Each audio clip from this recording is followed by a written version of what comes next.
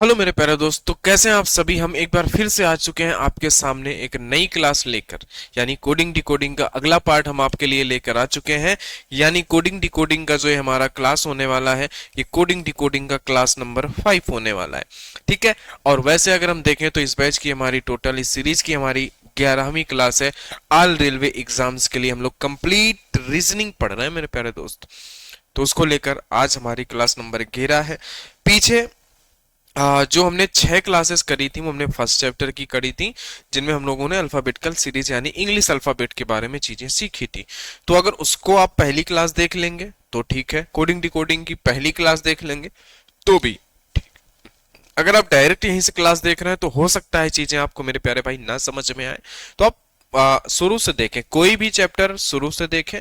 और अल्फाबेट के कुछ 3-4 ऐसे चैप्टर हैं जो आपस में मर्ज हैं, है ना। तो आपको अल्फाबेट स्टार्टिंग से देखना पड़ेगा मेरे प्यारे भाई। तो चलिए शुरू करते हैं आज की क्लास को। अगर आपने हमारे चैनल को दोस्त सब्सक्राइब नहीं किया है, अभी हमारा नया चैनल है, 2-3 सब्सक्राइबर है, तो आप इनको आगे बढ़ाएंगे तो हमें थोड़ा सा मोटिवेशन मिलेगा कि हाँ आपको चीजें पसंद आ रही हैं, कंटेंट आपको पसंद आ रहा है, तो हम थोड़ा सा और मजा आएगी पढ़ाने में, थोड़ा एनर्जी लगेगी पढ़ाने में। ठीक है। तो चलिए आज की क्लास को हम लोग शुरू करते हैं। क्लास शुरू करने से पहले मैं एक चीज बता देता हूं। जो लोग रोज क्लास देखते होंगे वो कहेंगे सर आप यही बताते रहते हैं रोज, कि हमने सर कोडिंग डिकोडिंग के अंदर हमने लेटर कोडिंग पढ़नी है। लेटर कोडिंग हमने पढ़नी शुरू करी थी। सर आपने लेटर कोडिंग में ना सबसे पहले आपने फॉरवर्ड पैटर्न पढ़ा दिया हमें। क्या पढ़ा दिया सर आपने? सर आपने सबसे पहले हमें फॉरवर्ड पैटर्न पढ़ा दिया सर, ठीक है। दूसरे नंबर पे आपने सर हमें रिवर्स पैटर्न पढ़ा दिया सर, ठीक है कोई बात नहीं। हमने कहा ठीक है कोई बात नहीं, रिवर्स पैटर्न। सर तीसरे नंबर पे आपने हमें ना क्रॉस पैटर्न पढ़ा दिया। आपने पढ़ भी लिया, बहुत अच्छी बात है, क्रॉस पैटर्न हमने सिखा दिया। और हमने कहा इन इन पैटर्न में हमें प्लस माइनस करने की कुछ ना कुछ जरूरत पड़ती है। लेकिन जो चौथा पैटर्न हमने आपको पढ़ाया, वो हमने क्या पढ़ाया आपको? हमने पढ़ाया पोजीशन पैटर्न। हमने क्या पढ़ाया आपको? Position pattern. तो हमने आपसे यही कहा कि मेरे प्यारे मित्र, प्यारे दोस्त, पोजीशन पैटर्न में कुछ भी प्लस माइनस करने की जरूरत नहीं है। 5वें नंबर पर जो हमने आपको पढ़ाया वो हमने पढ़ाया अपोजिट लेटर का पैटर्न, है ना। अपोजिट पैटर्न पढ़ाया, अपोजिट पैटर्न। इसमें भी हमें कुछ जोड़ने घटाने की जरूरत नहीं पड़ती है। 6वें नंबर पर आज जो हम पढ़ने वाले हैं दोस्त, वो हम पढ़ने वाले हैं कॉमन पैटर्न। कॉमन पैटर्न का मतलब होता है कि यहाँ पे कुछ भी अलग से चीजें नहीं होती हैं। किसी एक लेटर के लिए कुछ लेटर फिक्स कर दिए जाते हैं, वही उस लेटर के लिए रिपीट होते रहते हैं। कुछ ना कुछ उस लेटर्स के लिए सिंबल फिक्स कर दिए जाते हैं, वही रिपीट होते हैं। तो देखें जरा क्वेश्चन पे, बात को समझें कि किस तरीके से ये चीजें रिपीट होती हैं। एक निश्चित कूट भाषा में ऑरेंज को, ध्यान से समझिएगा मेरे प्यारे दोस्त, ऑरेंज को ORANGE, ऑरेंज को क्या लिख दिया गया है? ऑरेंज को लिखा गया है यहाँ पे मेरे प्यारे मित्र, क्या है ये, कौन सा सिंबल है ये? स्लैश है इस तरीके से। उसके बाद डॉलर है, डॉलर के बाद हैज है, हैज के बाद ये कॉपीराइट का सिंबल है दोस्त, फिर ये पॉइंट है, फिर ये स्टार लिखा गया है। तो आपसे इन्होंने, अच्छा और एप्पल भी है यहाँ पे, APPLE, APPLE, एप्पल। एप्पल को इन्होंने लिखा है हैज, है ना। जो यहाँ पे P है, P के लिए इन्होंने क्या लिखा है? परसेंटेज। P के लिए इन्होंने क्या लिखा है? परसेंटेज। L के लिए इन्होंने लिखा है प्लस, E के लिए लिखा है इन्होंने स्टार। तो आपसे इन्होंने पूछा क्या है? Grapes, GRAPE, grape. तो आपको ये बताना है। तो देखो मैंने कहा कि दोस्त ये कॉमन पैटर्न का सिस्टम है, कॉमन पैटर्न है। यानी यहाँ पे जैसे आपने देखा कि सर ई के लिए ना, ई के लिए स्टार फिक्स है, यहाँ पे भी सर ई के लिए स्टार फिक्स है। आपने देखा कि सर पी के लिए ये दोनों चीजें फिक्स है, पी के लिए परसेंट फिक्स है। तो यही एक कॉमन होता है, यानी किसी एक लेटर के लिए कोई एक लेटर या सिंबल फिक्स कर दिया जाता है कि वही रहेगा, वो बदलेगा नहीं। तो वही चीज है यहाँ पे, वो क्या होगा कि वो अब बदलेगा नहीं, वो फिक्स है। तो आपसे इन्होंने पूछा है ग्रेप का, तो मैं कहूंगा बेटा जी के लिए क्या है? तो आप कहेंगे सर जी के लिए पॉइंट है सर, जी के लिए पॉइंट है, ठीक है। आर के लिए क्या है? तो आप कहेंगे सर आर के लिए डॉलर है, बिल्कुल सही, आर के लिए डॉलर है, ठीक है। ए के लिए हाँ, ए के लिए क्या है, तो आप कहेंगे सर ए के लिए हैज है, यहाँ पे देख लो, तो ए के लिए हैज है। सर पी के लिए परसेंटेज है, तो पी के लिए परसेंटेज है। ई के लिए सर स्टार है, तो ई के लिए स्टार है। तो जरा देख लो, point, dollar, hash, percent, star, option number A में ही है ना। ऑप्शन नंबर ए आपका एकदम करेक्ट जवाब होगा। तो ये कुछ कॉमन पैटर्न होते हैं। और जरा देखो, और भी क्वेश्चन है, आपको सारी चीजें समझ में आएंगी। देखो ऑरेंज है यहाँ पे, ORANGE। ऑरेंज को इन्होंने बोला है आपसे कि सर हमने लिखा है परसेंट, सर हमने लिखा है डॉलर, हैज, है ना, और 3, और ये पॉइंट। सर यहाँ पे कुछ तो मिसिंग हो रहा है, कुछ तो ऐसा है जो यहाँ पे नहीं लिखा हुआ है, कुछ तो ऐसा है जो यहाँ पे सर लिखा नहीं है हम लोगों ने, है ना। Percent, dollar, has. अच्छा, एक चीज यहाँ पे मिसिंग हो गई है कि हैज के बाद कॉपीराइट है, कॉपीराइट है, फिर पॉइंट है, और फिर स्टार है, इस तरीके से। फिर इन्होंने आंट के लिए भी कुछ लिखा है, ANT। आंट के लिए इन्होंने लिखा है डॉलर, एन के लिए लिखा है कॉपीराइट, और इसके लिए लिखा है इन्होंने प्लस। तो सॉरी, टी के लिए इन्होंने कुछ लिखा नहीं है शायद, टी के लिए इन्होंने कुछ लिखा नहीं है। टी के लिए आपसे पूछा है ना, ये थोड़ा सा टाइपिंग में कुछ इधर उधर हुआ है दोस्त, आप समझिएगा जरा। तो आप कहेंगे सर यहाँ पे ना, देखो यहाँ पे तो आपको थोड़ा सा एक इंस्ट्रक्शन मिल रहा था कि पी के लिए परसेंट फिक्स किया गया है, ई के लिए ई स्टार फिक्स किया गया है। लेकिन यहाँ पे आप ये नहीं कह सकते कि ए के लिए डॉलर फिक्स है। क्यों? क्योंकि देखो सर, ए के सामने तो यहाँ पे हैज आ रहा है ना, तो इसको कैसे करेंगे जरा समझो। आप कहेंगे सर ANT, ANT में से AN जो है ये ऊपर आया हुआ है, AN। तो और ये डॉलर और इनमें से भी कोई सिंबल ऊपर आया हुआ है क्या, बताओ। तो आप कहेंगे सर बिल्कुल, डॉलर और कॉपीराइट जो है ऊपर आए हुए हैं, यानी कि ये सिंबल AN के लिए है। AN के लिए क्या है, AN के लिए डॉलर और कॉपीराइट है। AN के लिए डॉलर और कॉपीराइट है। तो बताओ जरा, डॉलर और कॉपीराइट तो नहीं हो सकते, तो बचता क्या है, प्लस। तो आप कहेंगे सर टी के लिए प्लस हो सकता है, टी के लिए क्या हो सकता है, प्लस हो सकता है। ठीक है, इस तरीके से इनको करना होता है। आओ जरा, वो थोड़ा सा वहां पे कुछ ना कुछ लिखने पे दिक्कत थी, कुछ ना कुछ चीजें वहां पे लिखने पे प्रॉब्लम थी। ठीक है, समझ गए।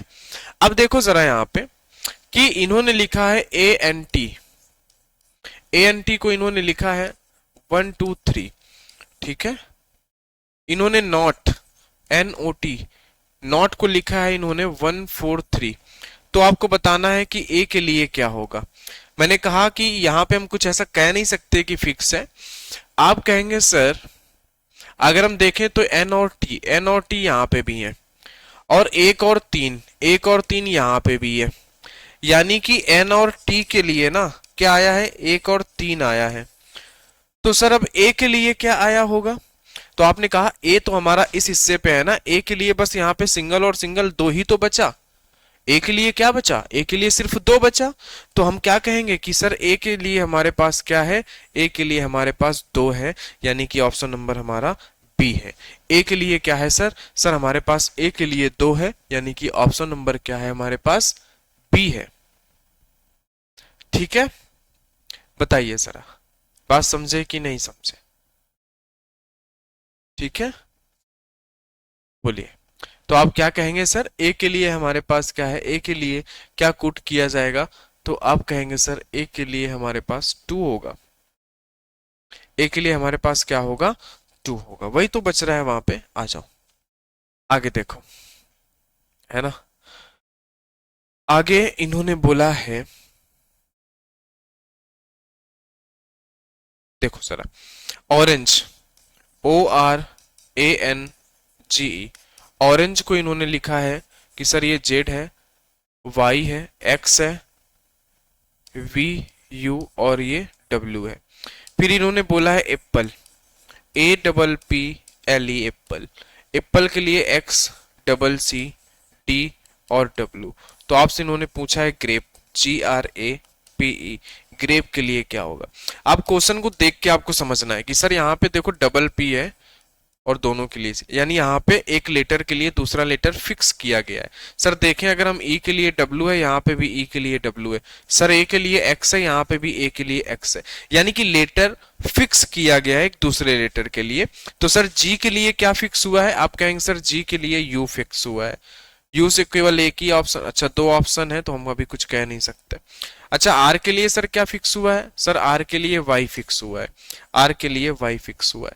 तो यू के बाद वाई हमारे सिर्फ इस ऑप्शन में है, तो हमारा ऑप्शन नंबर डी सही होगा। सर ए के लिए तो हमारे पास एक्स है, पी के लिए हमारे पास सी है, ई के लिए हमारे पास डब्ल्यू है, तो हमारा ऑप्शन नंबर डी एकदम करेक्ट हो गया। हमारा ऑप्शन नंबर डी क्या हो गया मेरे प्यारे भाई, एकदम करेक्ट हो गया। आगे आ जाओ, आगे आ जाओ मेरे प्यारे दोस्त। तो अब हम चलते हैं एक अगले पैटर्न पर, जो हमारा 7वां पैटर्न होगा वो होगा मेरे प्यारे भाई कौन सा, इलॉजिकल पैटर्न। क्या होगा वो, ये है हमारा इलॉजिकल पैटर्न। यानी यहाँ पे आपको कुछ नहीं करना है, अपने मन से देखना है, मन की आंखों से देखना है कि क्या है, क्योंकि इलॉजिकल पैटर्न है, कोई भी लॉजिक यहाँ पे लग सकता है। और आपने देखा होगा कि आपके गांव घरों में लोग जो कोडिंग के क्वेश्चन पूछते हैं ना, वो यही पूछते हैं, इलॉजिकल वाले क्वेश्चन पूछते हैं। फिर आप सही भी बता दोगे ना तो आपने आपको गलत साबित करके अपने आप को सही बताएंगे कि ऐसा ही होगा, तुम कुछ नहीं पढ़े हो, तुम पढ़ने लिखने नहीं जाते हो वहां पे, है ना, वहां सब समझ गए आप। देखो यहाँ पे लिखा हुआ है TSAE, है ना, फिर लिखा हुआ है TSEW, फिर सर इन्होंने लिखा है ना, इन्होंने लिखा है HTRON, आगे क्वेश्चन मार्क है सर। तो हमने कहा इसको मन की आंखों से देखो ना, मन की आंखों से देखोगे तो सर ये ईस्ट लिखा है, सर ये वेस्ट लिखा है, सर ये नॉर्थ लिखा है, तो आगे हम सर क्या साउथ लिख दें, SOUTH, बिल्कुल south movie, SOUTH south, SOUTH, option number B, option number B सही होगा सर। ये ऐसा है कुछ, क्या है ये इलॉजिकल पैटर्न। क्या है ये इलॉजिकल पैटर्न। आगे आ जाओ, आगे समझते हैं, जरा इसको ध्यान दे देखो, इसको जरा ध्यान से देखो। तो इसको अगर आप देखोगे ना तो आप कहोगे सर ये ऐसा लिखा हुआ है ना, हम्म, ये अर्ली लिखा हुआ है सर, ये लेट लिखा हुआ है ना सर, ये अर्ली लिखा हुआ है और आगे क्या लिखा हुआ है, लेट।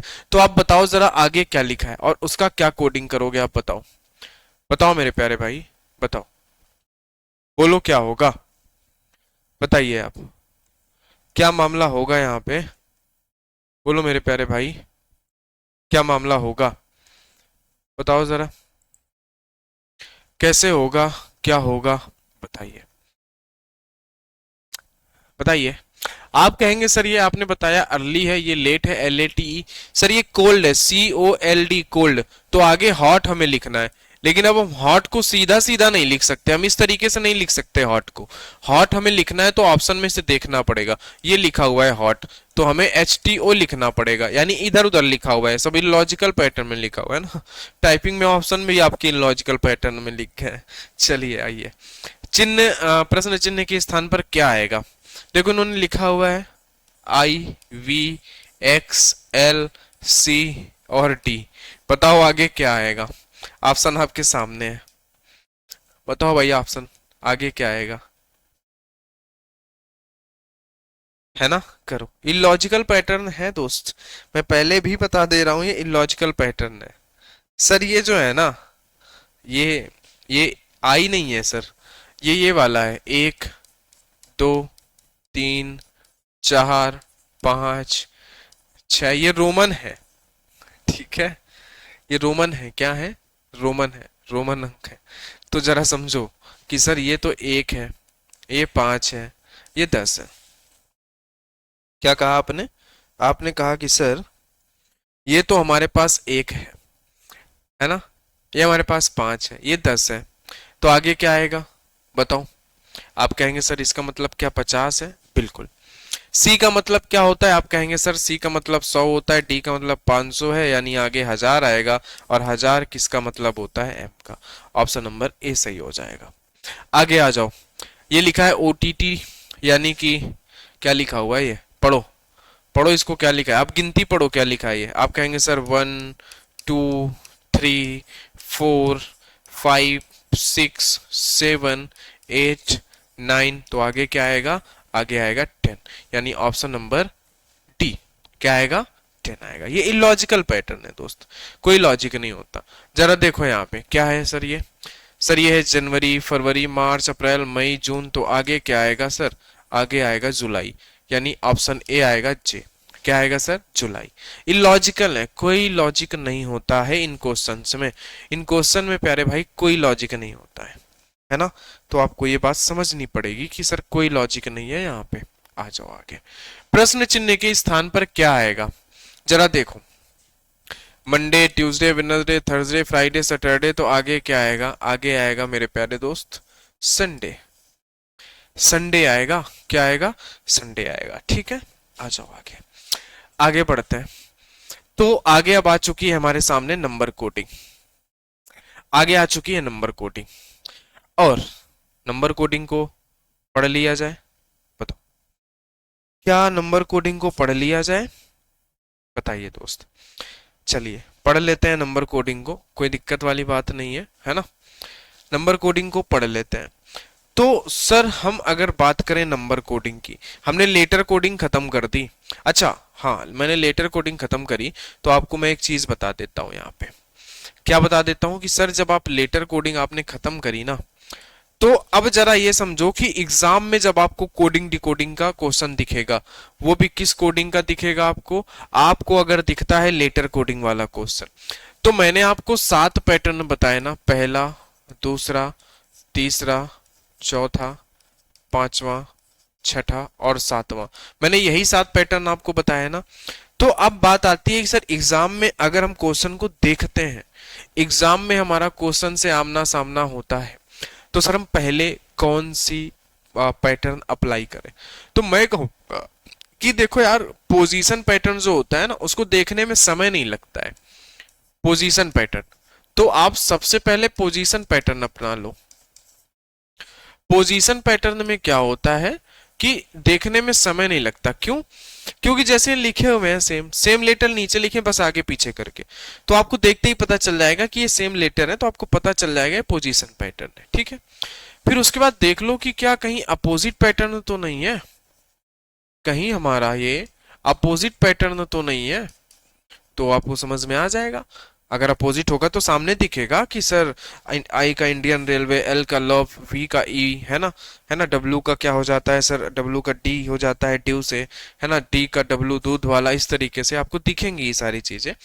तो सर उसके बाद हम तीसरा पैटर्न क्या लगाएं, तीसरा पैटर्न आप लगा लो कॉमन पैटर्न, कोई दिक्कत कि हो सकता है कि कॉमन पैटर्न हो, एक लेटर के लिए दूसरा लेटर फिक्स किया गया हो। अच्छा, जब इन 3 को आप करोगे तो मुश्किल से 10 सेकंड लगेंगे, 10 से मैं मान लेता हूं कि 15 सेकंड। क्यों, क्योंकि इनमें कुछ प्लस माइनस नहीं करना मेरे प्यारे भाई, कुछ प्लस माइनस नहीं करना है, बस आपको समझना है। जब ये ना हो ना, तब फिर आप लगाओ फॉरवर्ड पैटर्न, है ना, फिर आप फॉरवर्ड पैटर्न लगाओ। अगर फिर फॉरवर्ड पैटर्न से भी नहीं होता ना, तो फिर आप रिवर्स पैटर्न लगाओ। फिर सर अगर रिवर्स पैटर्न से भी नहीं होता ना, तो फिर लास्ट में हम क्रॉस पैटर्न लगाएंगे सर, फिर क्रॉस लास्ट में हम क्रॉस पैटर्न लगाएंगे सर। जब और भी खतरनाक क्वेश्चन होगा तो फिर हम इलॉजिकल पैटर्न लगा देंगे। तो ये क्वेश्चन को सॉल्व करने का तरीका है, ये क्वेश्चंस में, ये मेरे प्यारे भाई क्वेश्चंस में लगाने का, क्या लगाने का, क्वेश्चंस में कॉन्सेप्ट अप्लाई करने का ये एक तरीका है कि हमें सबसे पहले कौन सा कॉन्सेप्ट, कौन सा पैटर्न अप्लाई करना होगा वहां पे। ठीक है दोस्त, तो आज हम लोग इसको इतना ही रखते हैं, नंबर कोडिंग को हम लोग कल शुरू कर लेंगे, कल से पढ़ लेंगे, आज हम इसको यहीं तक रख देते हैं मेरे प्यारे भाई।